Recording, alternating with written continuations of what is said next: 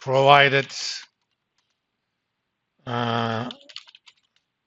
every single asset has a weight that approaches zero as n grows larger. So if you have a portfolio, you may have 10,000 assets in that portfolio, but one of the assets always has let's say 10% weight, then we're not considering those. Such portfolios are called diversified.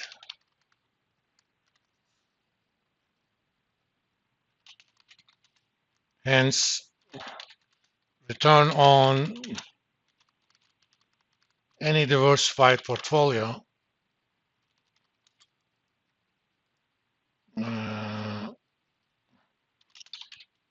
is approximately free of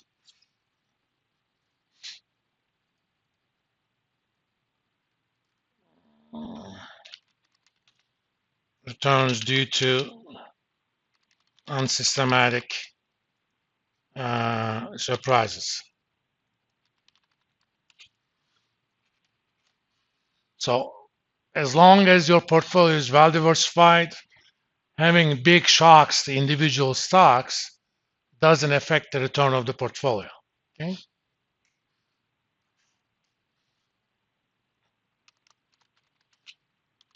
Hence, if you have two portfolios, one is diversified,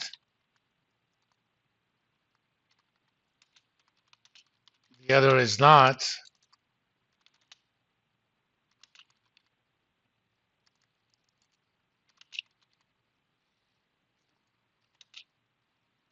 and they have the same expected value,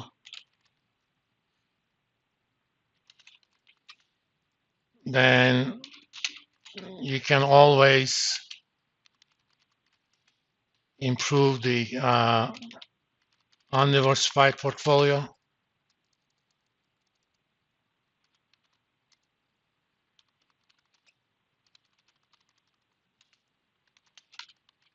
At least on the risk side.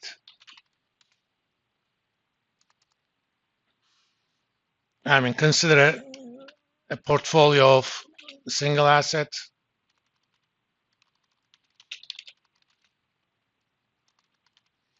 or single stock.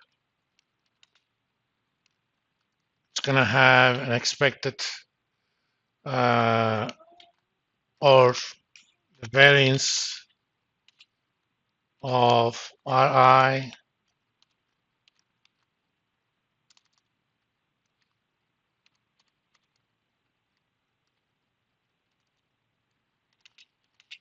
is going to be, I'm going to assume that systematic factors are uncorrelated with unsystematic. You can think of that as BI times variance of S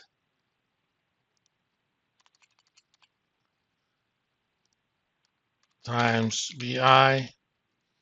Since these are kind of, vectors, I'm writing it that way, plus variance of UI.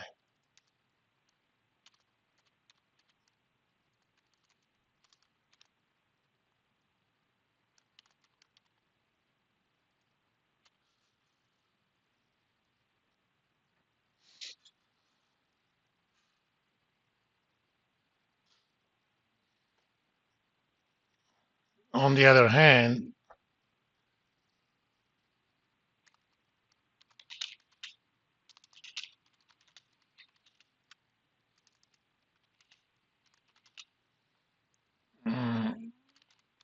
variance of a diversified portfolio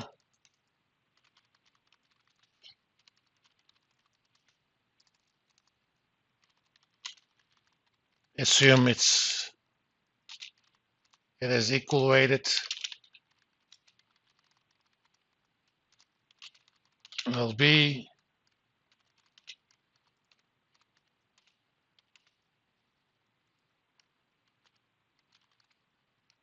average of BI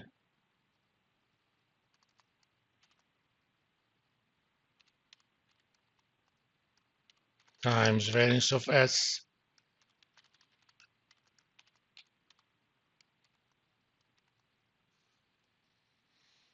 Okay. The difference is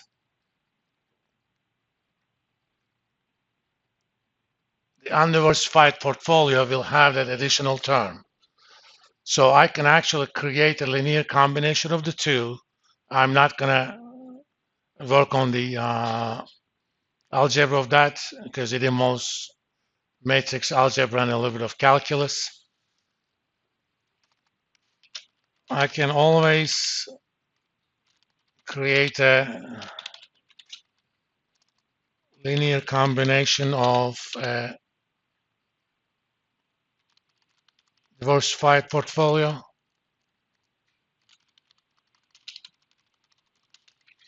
and an undiversified portfolio that dominates the undiversified portfolio.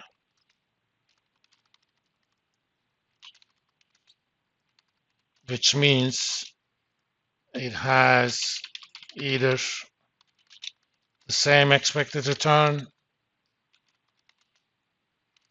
or higher and a lower risk.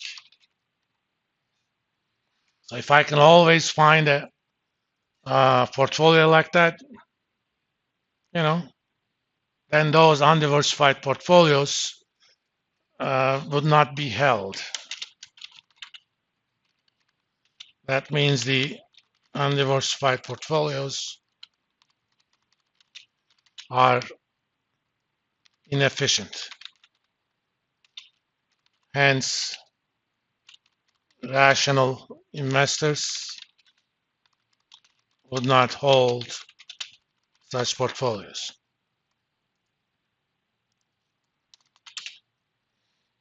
It doesn't mean that nobody is going to hold them. Obviously, there are irrational investors who put everything into a single stock. But those guys are pretty much going to be the suckers of the stock market. Over the longer term, the people who invest into efficient portfolios will eat their lunch.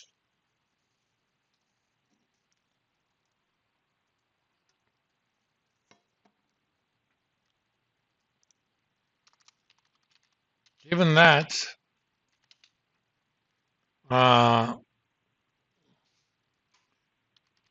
investors would never want to pay a premium for unsystematic surprises.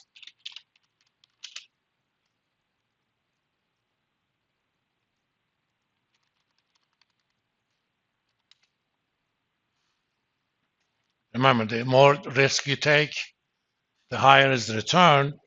But if that additional risk is due to unsystematic factors, then in the market, you're not going to get any return.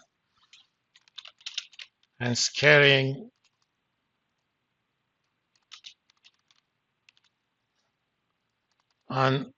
risk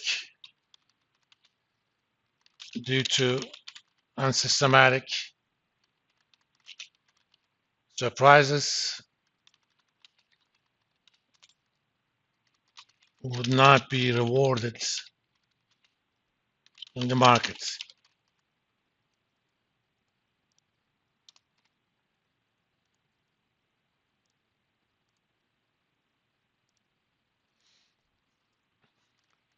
Remember, if you have a non-diversified portfolio, That is the definition of carrying unsystematic risk, okay?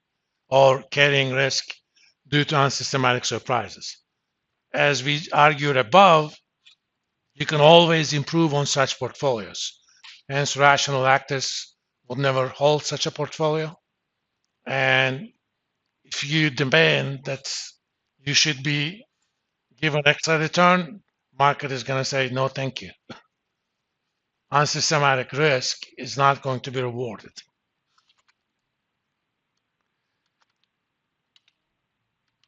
We will call risk due to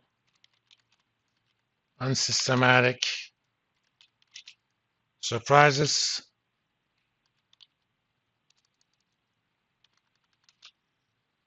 as either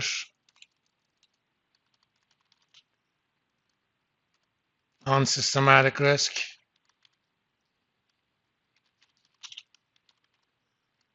or sometimes idiosyncratic risk.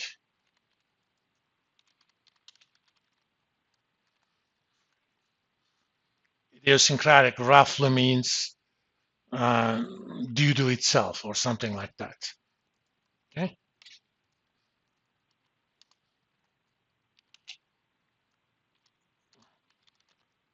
Risks that are due to systematic surprises are called systematic risk.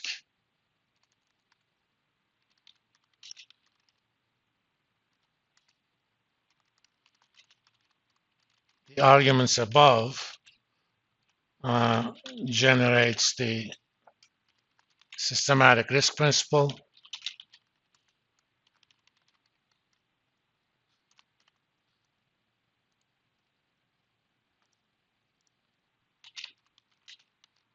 Which simply says that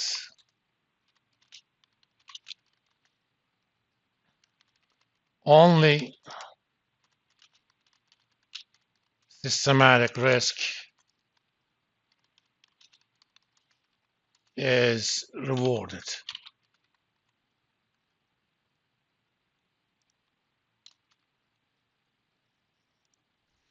This is true of all asset pricing models.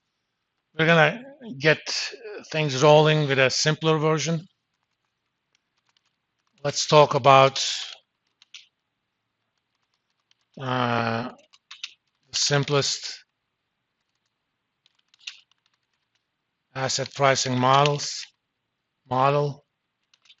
called the capital asset pricing model, or CAPM. This was developed in late 40s by an economist called Harry Markowitz, and he actually got the Nobel Prize for it much later.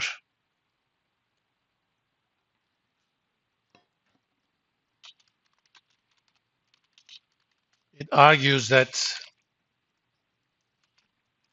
there is a single systematic factor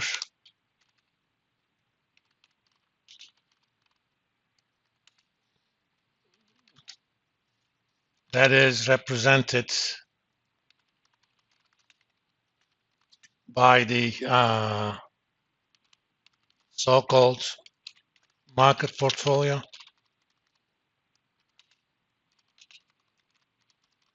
The portfolio that holds every